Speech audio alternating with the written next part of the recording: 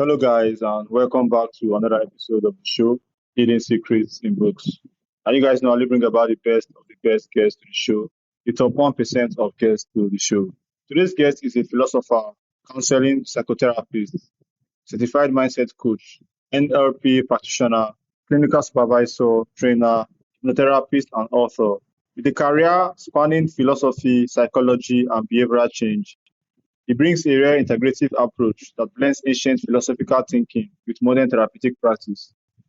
After more than 2 decades working in local governments, he made a major life shift, moving from a secure career into psychotherapy and coaching after developing a growth mindset and deciding to fully apply the principles he has studied for years. Today, he specializes in emotions, mindset, and helping people overcome internal barriers to live more fulfilling lives. Byron, welcome to the show. Oh, thank you. Thanks. It's very nice to be here. Thanks for inviting me. Thank you very much, Byron. So I have some questions here, and I would like us to get into the questions I have for you. Sure. Okay, shoot. Thank you very much. To begin with, at a fundamental level, why do you believe we exist from both a philosophical and psychological perspective? Oh, okay. So I think we exist to make the most out of experience. I think one of the things that makes life so exciting is that none of us really know why we're here, and that's why philosophy began.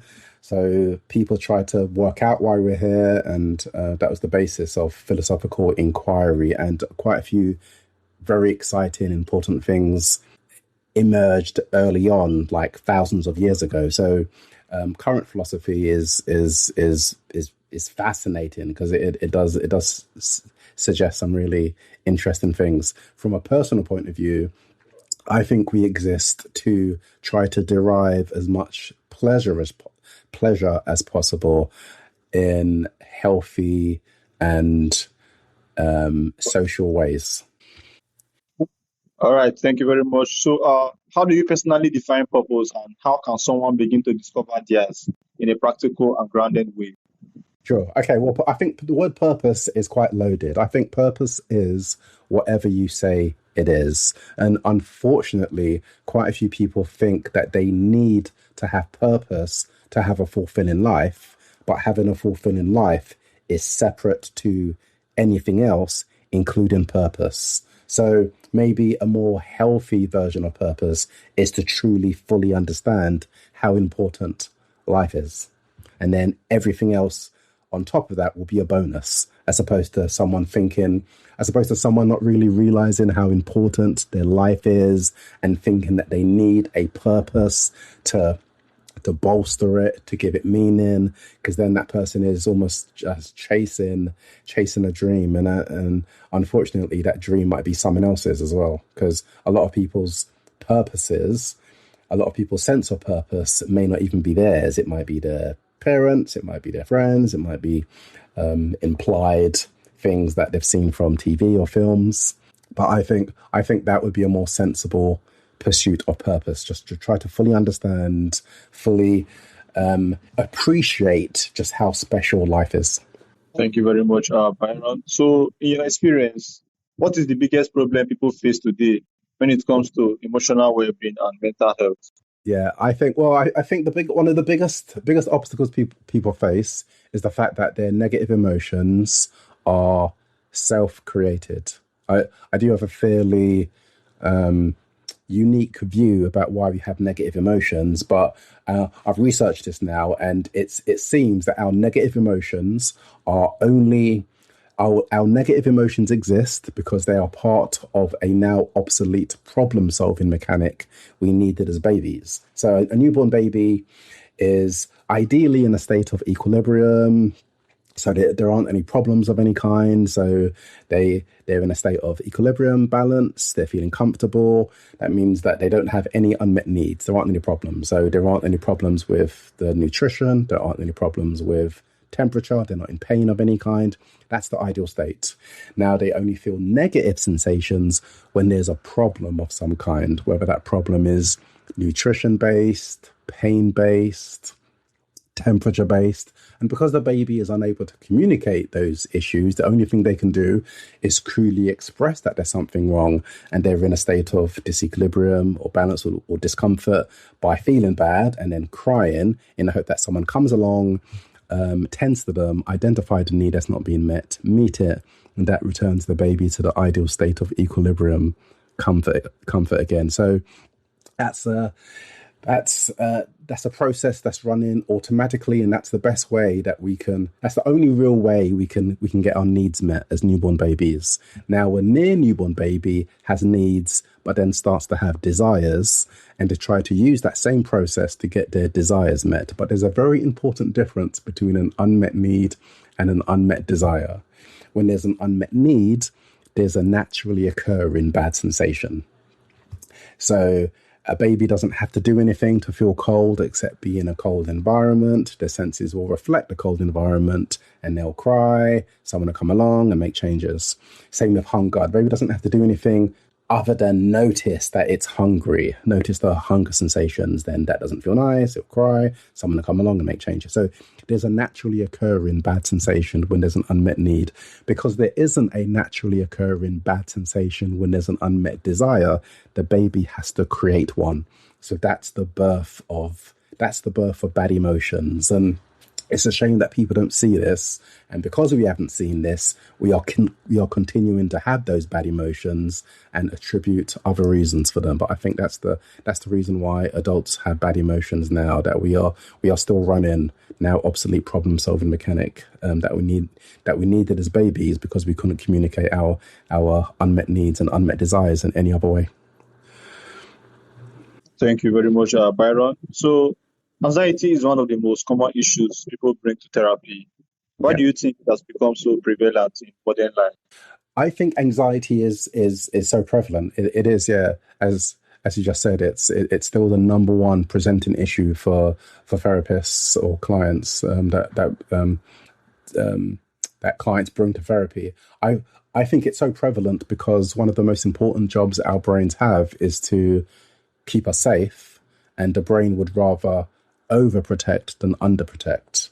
So that's why I think that's why anxiety is so prevalent, because we are often safe most of the time, but because our brain thinks of possible scenarios where we might not be safe, then we rally the troops, we engage survival mode, and that's pretty much what anxiety is. It's the overactivation of our survival instincts.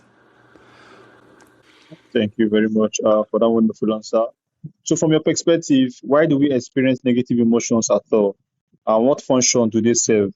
Yeah. Oh well, that's the answer that I pretty much gave like the second to last answer ago. But I'll recap some of it again. Okay, so I call it.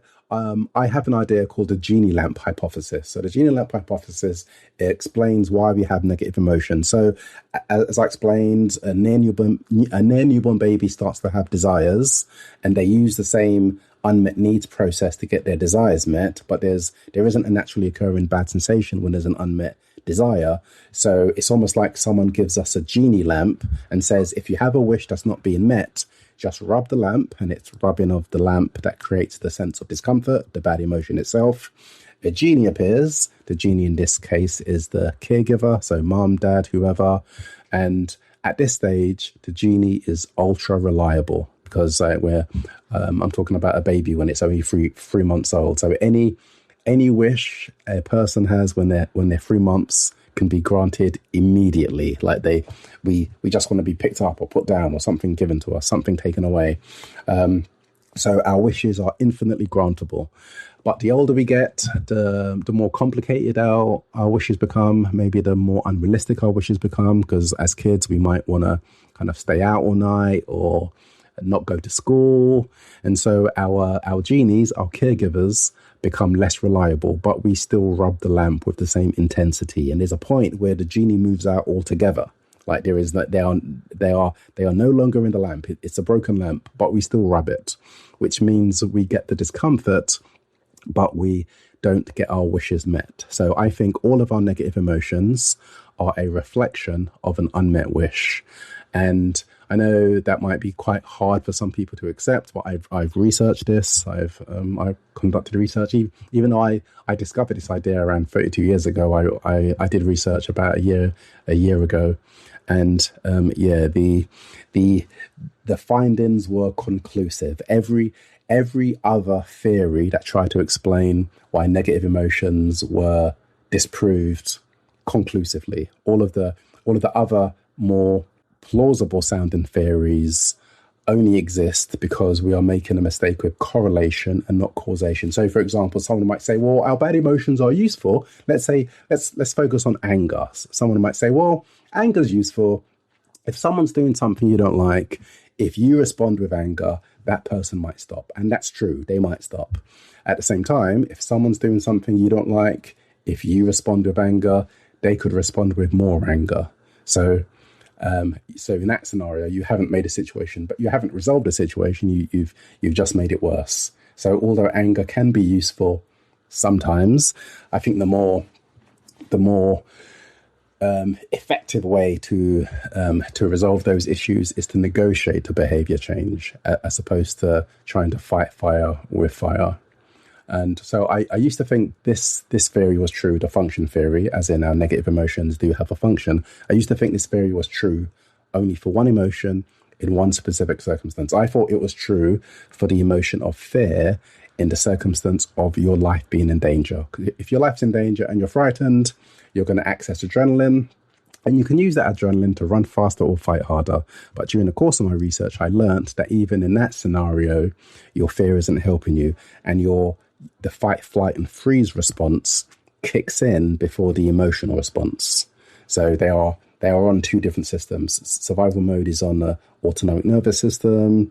Our emotional responses are on another part of the brain regulates those responses. So even in that scenario, your negative emotions aren't helping you. So in terms of the genie lamp hypothesis, I can't think of any other credible, plausible, alternative explanation for why negative emotions exist. Not sure if you're trying to talk, but you're on mute.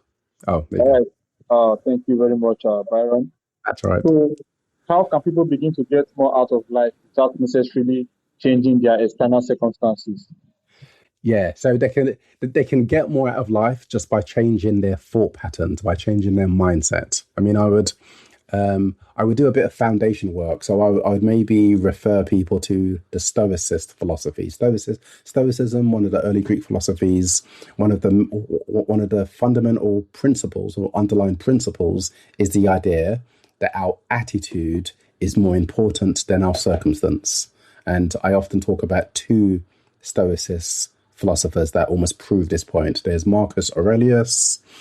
He was a Roman emperor, and there's someone else called Epictetus, who was a slave, and they both stuck to Stoicist principles. And I think that demonstrates that you can benefit from Stoicist philosophy regardless of your life circumstance. Bear in mind, it was used by an emperor who pretty much ruled the world at that stage. It was also beneficial for a slave who virtually had nothing.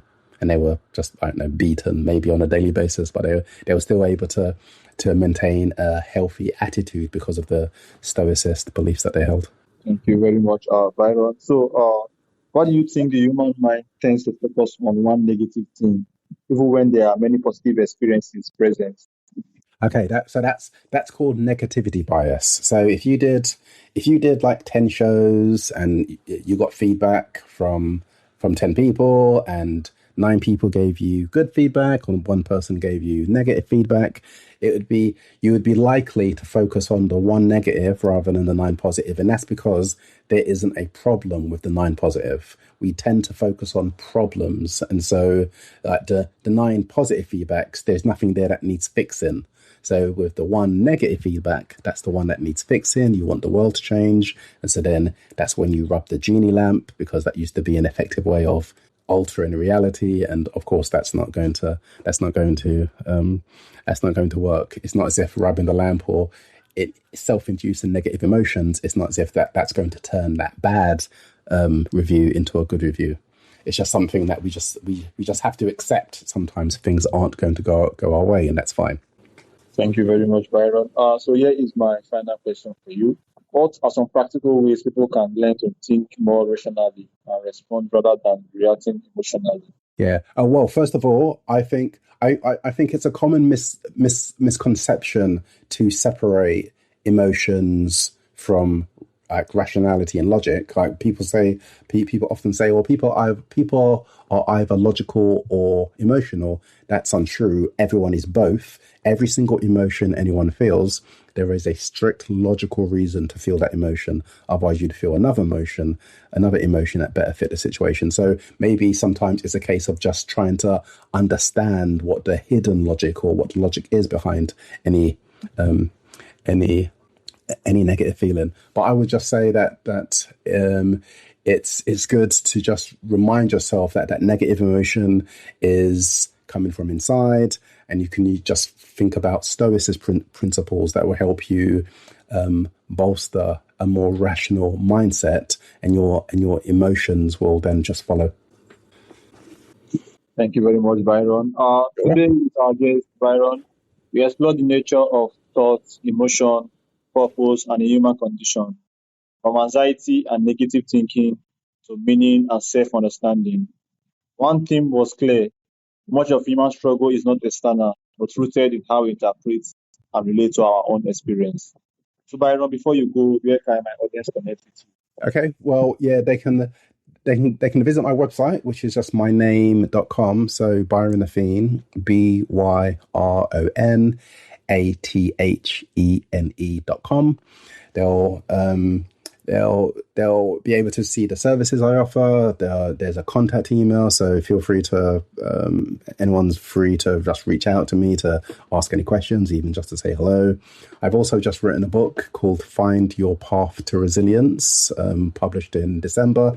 It's available on Amazon and bookshop.org in digital and paperback copies or formats, and it features lots of really handy tips to help someone regain their sense of resilience. It also contains lots of interesting, enlightening philosophical ideas that I'm sure your listeners will benefit from. Thank you very much, Byron. Once again, thank you for being my guest on this very, very special episode. And do have a wonderful day. Next Well, time, we'll thanks. see you guys again and see the audience. Oh, thank you. Thank you very much. All right. Thanks.